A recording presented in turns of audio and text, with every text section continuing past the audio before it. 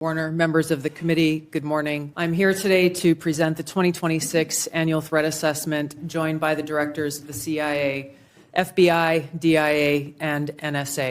ቱልሲ ጋባርድ ትባላለች። ወታደር ነበረች።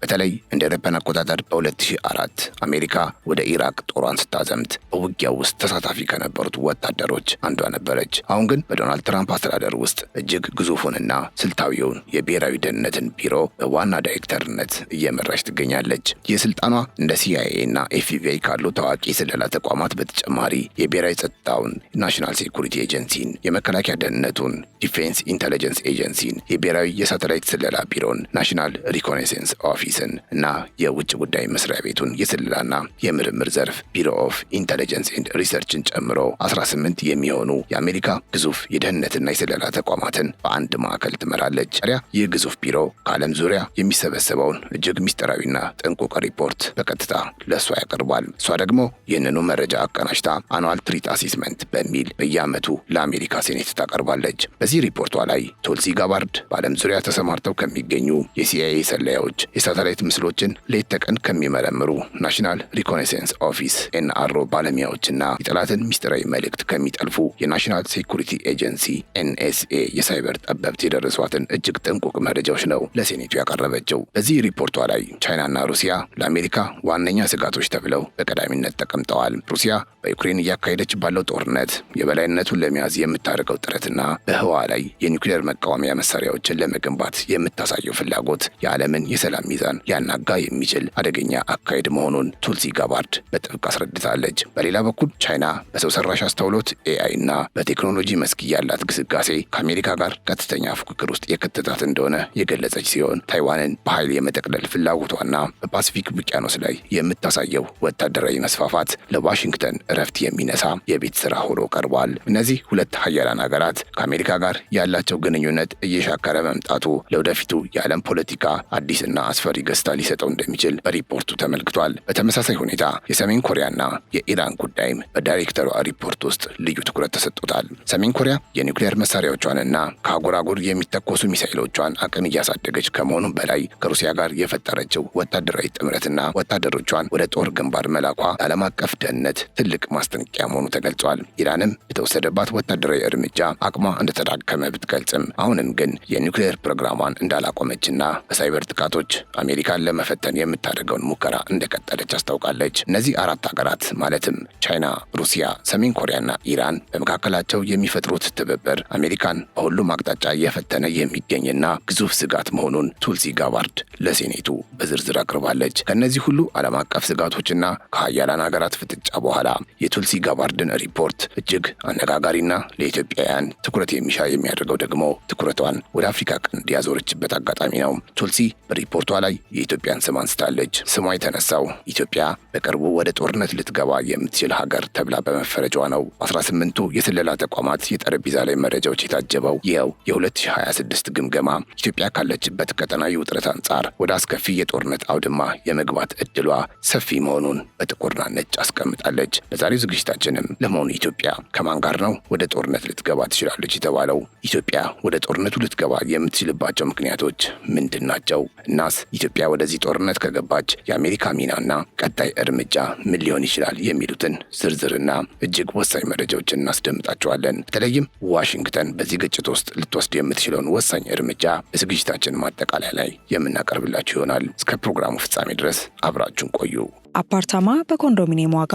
አዎ በኮንዶሚኒየም ዋጋ፣ ለዛውም በመሃል ፒያሳ ከአራዳ ፓርክ ፊት ለፊትና ከፍሬንድሺፕ ፓርክ አጠገብ እያስገነባን በምንገኘው ሳይታችን ላይ አመቺ በሆነ አከፋፈል ማለትም 100% ለሚከፍሉ ደንበኞች 30% ቅናሽ በማድረግ 5.3 የነበረውን ባለ 1 መኝታ በ3.6 ሚሊዮን ብር፣ 8.4 የነበረውን ባለ 2 መኝታ በ5.8 ሚሊዮን ብር፣ 13 ሚሊዮን የነበረውን ባለ 3 መኝታ በ8 ሚሊዮን ብር ያቀረብን ሲሆን ከ10% ቅድመ ክፍያ ጀምሮ ለምትከፍሉ ልዩ የክፍያ አማራጮችና የባንክ ብድር አመቻችተናል። በተጨማሪም ለመርካቶ ነጋዴዎች ልዩ የምስራች ይዘን መጥተናል። በጉጉት ሲጠበቅ የነበረው በመርካቶ ተክለ ሃይማኖት የሚገኘው ግዙፍ የገበያ ማዕከል ለሽያጭ ቀርበዋል። ከ20 ካሬ ጀምሮ በተለያየ የስፋት መጠን ከ3 ወር እስከ 1 ዓመት የሚረከቧቸውን ሱቆች ይነግዱበት አሊያም ቢያከራዩት ትርፋማ።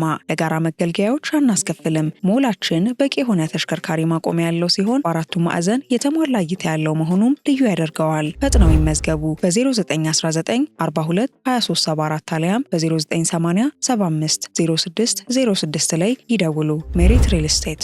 የብሔራዊ የስለላ ዳይሬክተሯ ቱልሲ ጋባርድ በምስራቅ አፍሪካ ያለውን ስጋት ስትገልጽ በግልጽ ስም ጠቅሳ የተናገረችው ስለ ኢትዮጵያና ኤርትራ ነው። Finally, conflicts on the continent of Africa are likely to persist through 2026 due to poor governance, economic demands, and external support.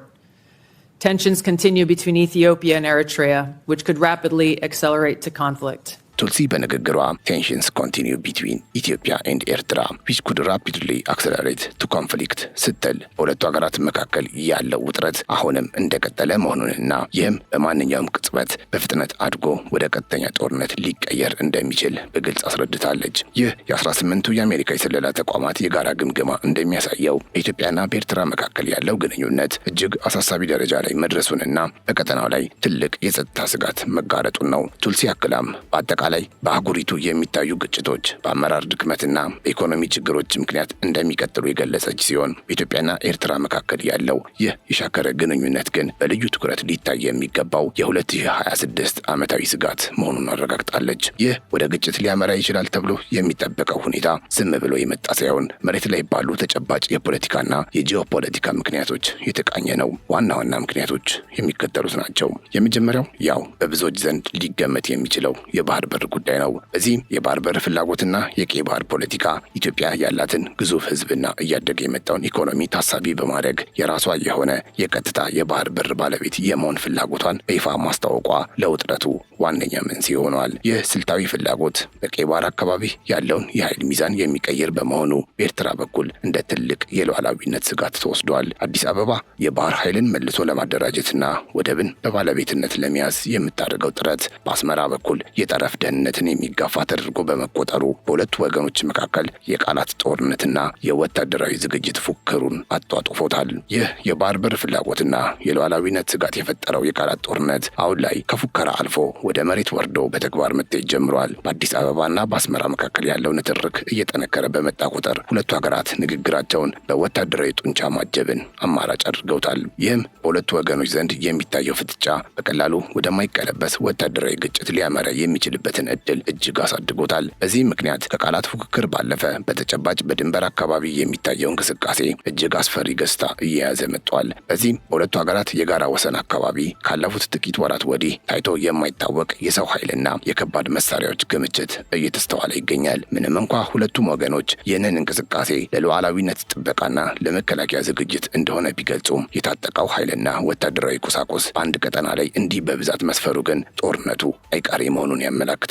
ይህም ሁኔታ በማንኛውም ሰዓት በሚፈጠር ጥቃቅን ግጭት ወይም የተሳሳተ ወታደራዊ ስሌት ቀጠናውን ወደ ሰፊ አስከፊ ጦርነት የመክተት እድሉን እጅግ አሳድጎታል። በተለይም ስልታዊ ጠቀሜታ ባላቸው ቦታዎች ላይ የሚደረገው ጥብቅ የሰራዊት እንቅስቃሴና የሚታየው የሚሊታራይዜሽን እርምጃ በሁለቱ ወገኖች መካከል የነበረውን ጥርጣሬ ወደማይመለስ አለመተማመን ቀይሮታል። በዚህ ሳቢያ ሲአይኤ፣ ኤፍቢአይ እና መሰል ተቋማቶች በማንኛውም ሰዓት ሳይታሰብ የሚፈነዳ ጦርነት ሲሉ ፈርጀውታል። ከዚህ ባሻገር በመሪዎች መካከል ያለው የግልና የፖለቲካ መቃቃር ለቀጠናው ሰላም ትልቅ ፈተና ሆኗል። ጠቅላይ ሚኒስትር ዶክተር አብይ አህመድ እንደ አውሮፓውያን አቆጣጠር በ2018 የሰላም እጃቸውን በመዘርጋትና ታሪካዊ ስምምነት በመፈረም የቀጠናውን ፖለቲካ አዲስ ምዕራፍ ላይ አድርሰውት የነበረ ቢሆንም አሁን ላይ ግን ያ መቀራረብ በጥርጣሬ መንፈስ ተተክቷል። በተለይም ጠቅላይ ሚኒስትሩ አሁንም ድረስ ቀጠናዊ ትብብርንና የጋራ እድገትን ማዕከል ያደረገ ዲፕሎማሲያዊ መንገድ ለመከተል ጥረት እያደረጉ ቢሆንም በፕሬዝዳንት ኢሳያስ አፈወርቂ በኩል የሚታየው ግትር አቋምና የኢትዮጵያን ቀጠናዊ ተጽዕኖ ለመገደብ የሚከተሉት ስልት ግንኙነቱን ወደ መዘጋጋት ደረጃ አድርሶታል። ይህ በመሪዎች ደረጃ የታየው ከፍተኛ መቃቃርና በኤርትራ መሪ በኩል ለሰላማዊ ውይይት በሩን የመዝጋት አካሄድ ሀገራቱ ልዩነታቸውን በጠረጴዛ ዙሪያ ከመፍታት ይልቅ አማራጫቸው ወታደራዊ ጡንቻ ማሳየት ብቻ እንዲሆን እያደረገው ይገኛል። ከዚህ በተጨማሪም በሁለቱ ሀገራት የድንበር አካባቢ የኤርትራ ጦር ወደ ሰሜናዊው የኢትዮጵያ ግዛቶች ዘልቆ በመግባትና ወታደራዊ እንቅስቃሴዎችን በማዘውተር ግልጽ የሆነ ትንኮሳ እየፈጸመ ይገኛል። ይህ ተደጋጋሚ ተደጋጋሚ ድንበር ተሻጋሪ እንቅስቃሴና ወታደራዊ ትንኮሳ በቀጠናው ላይ ያለውን የጦርነት ስጋት ይበልጥ እንዲፋፋም ምክንያት ሆኗል። የኢትዮጵያ መንግስት ላለፉት ወራት በቀጠናው ሰላም እንዲሰፍንና ዳግም ወደ ግጭት እንዳይገባ ከፍተኛ ትዕግስት ሲያሳይ የቆየ ቢሆንም አሁን ላይ ግን ይህ ትዕግስት እየተሟጠጠ መምጣቱ በግልጽ እየታየ ነው። በኤርትራ በኩል የሚታየው ይህ ግልጽ ቁስቆሳና የሉዓላዊነት ጥሰት ኢትዮጵያ ራሷን ለመከላከልና ጥቅሟን ለማስከበር ወደ ወታደራዊ እርምጃ እንድትገባ የሚገፋፋት በመሆኑ ጉዳዩን እጅግ አሳሳቢና ለማንኛውም ሰዓት ፍንዳታ የቀረበ አድርጎታል። የዚህ ፍጥጫ ሌላኛውና እምብዛም ያልተነገረለት ገጽታ የሁለቱ ሀገራት የውስጥ ፖለቲካዊ ሁኔታ ለጦርነቱ ስጋቱ እንደ ማፍጠኛ መጠቀሙ ነው። በኢትዮጵያ በኩል ያለው መንግስት የሀገሪቱን ብሔራዊ ጥቅምና የቀጠናዊ ትብብር አስፈላጊነት በይፋ በማንቀሳቀስ ረገድ ንቁ ተሳትፎ እያደረገ ሲሆን፣ በኤርትራ በኩል ያለው የፕሬዝዳንት ኢሳያስ መንግስት ደግሞ ለዓመታት የገነባውን የውጭ ጠላት ስጋት ትረካ ዳግም ለማደስና ወታደራዊ ዝግጁነቱን ለማጽናት ይህንን አጋጣሚ እንደ ስልት እየተጠቀመበት ይገኛል። ይህ የውስጥ ፖለቲካን በውጭ ስጋት የመከላከል አካሄድ በተለይም በአስመራ በኩል ለሰላማዊ ድርድር የሚሰጠውን እድል በማጥበብ ሁለቱ መሪዎች በልዩነቶቻቸው ላይ ጸንተው የየራሳቸውን ወታደራዊ ብቃት ለማሳየት እያስገደዳቸው ይገኛል። በተጨማሪም ይህ ሊቀሰቀስ ይችላል ተብሎ የተሰጋው ግጭት በምስራቅ አፍሪካ ለሚንቀሳቀሱ እንደ አልሸባብ ላሉ አሸባሪ ቡድኖች የሲሳይ በር ሊከፍት እንደሚችል የስለላ ምንጮች ይጠቁማሉ። ኢትዮጵያና ኤርትራ ቀጥተኛ ጦርነት ውስጥ ከገቡ በሶማሊያና በአካባቢው የተሰማራው የኢትዮጵያ ሰራዊት ትኩረቱን ወደ ድንበር ጥበቃ እንዲያዞር የሚያስገድደው በመሆኑ ይህ የጸጥታ ክፍተት አክራሪ ኃይሎች በቀጠናው ዳግም እንዲያንሰራሩና ጥቃቶቻቸውን እንዲያስፋፉ ምቹ ሁኔታ ይፈጥርላቸዋል። ይህም ማለት የሁለቱ ሀገራት ጦርነት ከድንበር አልፎ በአጠቃላይ የምስራቅ አፍሪካን የጸጥታ መዋቅር የሚበታተንና የዓለም አቀፉን የጸረ ሽብር ዘመቻ ወደ ኋላ የሚመልስ አደገኛ አዝማሚያ አለው። በመጨረሻም የቴክኖሎጂና የድሮን ውድድር በሁለቱ ሀገራት ወታደራዊ ስሌት ውስጥ የፈጠረው አዲስ ለውጥ ትኩረት የሚሻ ጉዳይ ነው። ኢትዮጵያ በቅርብ ዓመታት የገነባቸው የዘመናዊ ድሮኖች አቅም የጦርነቱን መልክ ሊቀይረው እንደሚችል ቢገመትም ኤርትራን በተራዋ የረጅም ርቀት ሚሳኤሎችንና የድሮን መከላከያ ስርዓቶችን ለማዘመን ስትፍጨረጨር ይታያል። ይህ በባህላዊ እግረኛ ጦር ላይ ብቻ ያልተመሰረተና በቴክኖሎጂ የታገዘ የጦር መሳሪያ ክምችት ግጭቱ ቢቀሰቀስ የሚኖረው የሰውና የንብረት ውድመት እጅግ ከፍተኛና በአጭር ጊዜ የማይቆም ሊሆን እንደሚችል ያመለክታል። ስለዚህ የቱልሲ ጋባርድ ሪፖርት በፍጥነት ሊቀጣጠል የሚችል ግጭት ማለቷ እነዚህን የቴክኖሎጂ ግብዓቶችና የጦርነቱን አስከፊነት ከግምት ውስጥ እያስገባ መሆኑን መረዳት ይቻላል። በጥቅሉ ይህ ወቅታዊና አሳሳቢ ሁኔታን ተከትሎ የዓለም አቀፉ ማህበረሰብና የቀጠናው ሀገራት ሁኔታውን በጥንቃቄ እየተከታተሉ ሲሆን ግጭቱ እንዳይቀሰቀስ የሚደረገው የዲፕሎማሲ ጥረት ምን ያህል ውጤታማ ይሆናል የሚለው ገና የሚታይ ይሆናል። በተለይም በዚህ አስፈሪ ሁኔታ ውስጥ የአሜሪካ ሚናና ተጽዕኖ ምን ሊሆን ይችላል የሚለው ጥያቄ የብዙዎችና ዋናው አጀንዳ ሆኗል። በመሆኑም ዋሽንግተን በቀይ ባህር ላይ ያላትን ስልታዊ ጥቅም ለማስጠበቅ ስትል በኢትዮጵያና በኤርትራ መካከል ሊፈነዳ የተቃረበውን ጦርነት ለማርገብ ልትወስድ የምትችለውን እርምጃ እንደሚከተለው እንመልከት።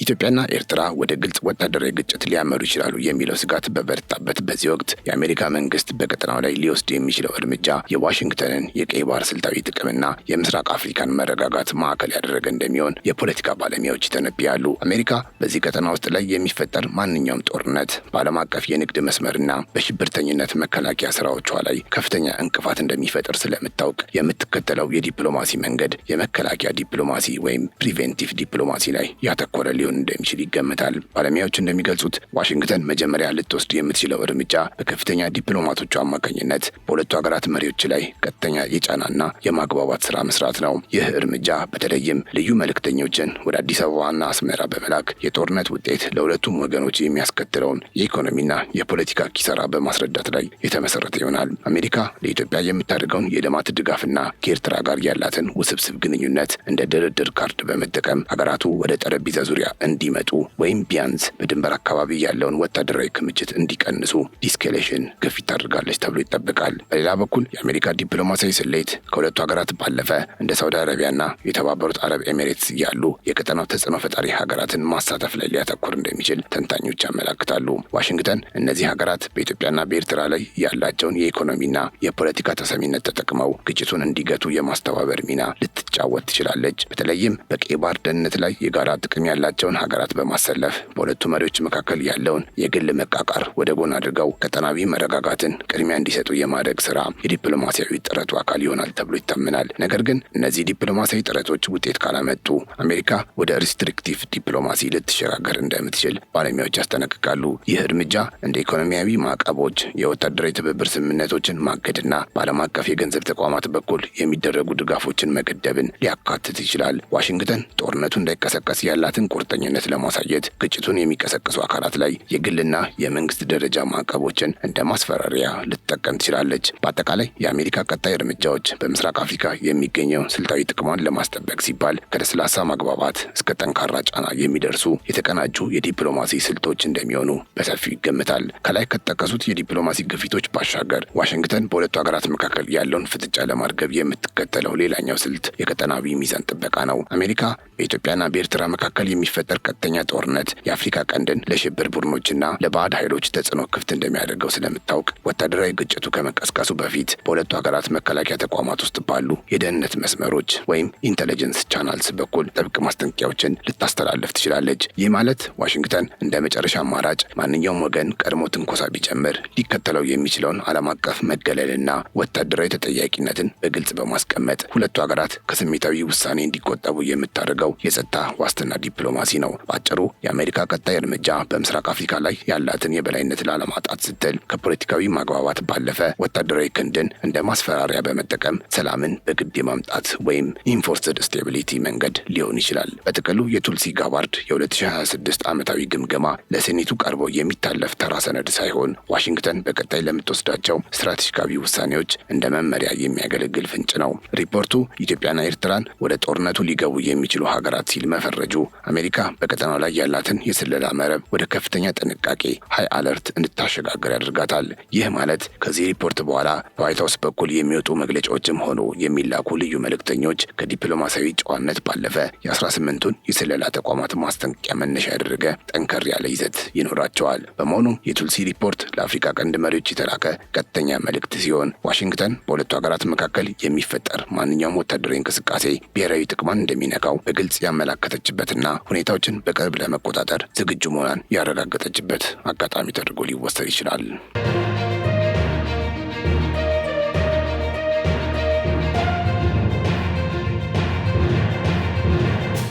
የተከበራችሁ የገበያ ሚዲያ ቤተሰቦቻችን ለዛሬ ያዘጋጀንላችሁ መረጃ ይህንን ይመስል ነበር። አብራችሁን ስለነበራችሁ እጅግ እናመሰግናለን። ቻናላችንን ሰብስክራይብ፣ ይህን ቪዲዮ ላይክ እንድታደርጉም በአክብሮት እንጠይቃችኋለን። በያላችሁበት ሰላም። አፓርታማ በኮንዶሚኒየም ዋጋ።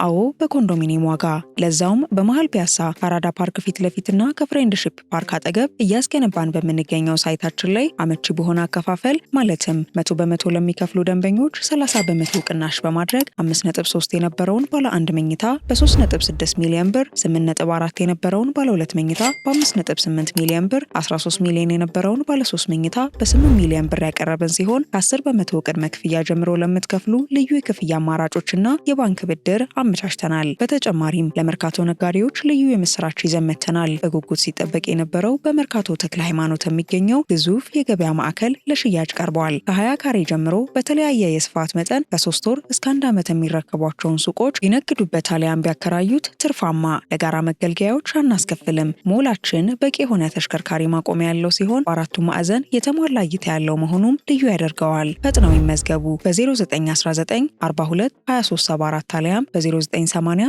75 06 06 ላይ ይደውሉ። ሜሪት ሪል ስቴት